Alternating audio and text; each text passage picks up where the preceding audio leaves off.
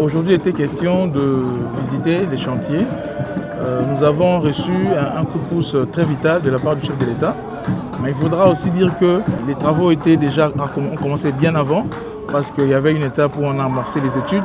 Les études ont pris fin dans la plupart de tronçons retenus. Maintenant, c'est l'exécution des travaux qui commence.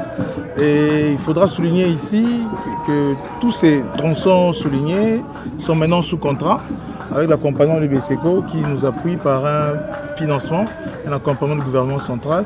Et nous remercions beaucoup les chefs de l'État quant à ce. Et c'est très historique parce qu'il y a des routes aujourd'hui qui vivent la réhabilitation ou carrément la reconstruction, la construction après des décennies et des décennies. Et nous pensons que comme le chef de l'État l'a promis dans ses 6 engagements et ses 3 initiatives présidentielles, qu'il tient à l'assainissement des villes, et il nous a démontré vraiment que la voirie de Kinshasa lui préoccupe.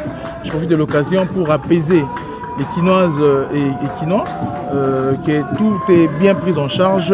Je pense que dans les délais dits ici, nous aurons en tout cas une voirie qui nous permettra de désengorger plusieurs artères pour que nous puissions solutionner la problématique des embouteillages que nous vivons. Nous comprenons que Kinshasa, il faut souligner qu'il y a un délabrement de près de 750 km pour une voirie de 1006 qui est asphaltée ou bétonnée.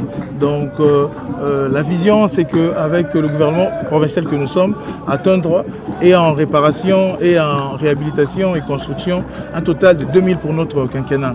Et si Dieu le veut, on pourra peut-être aller plus parce que le chef de l'État, il tient vraiment à satisfaire les Quinois et les Quinoises en ce qui concerne la voirie et tant bien d'autres sujets pour que Kinshasa puisse revêtir sa robe d'antan.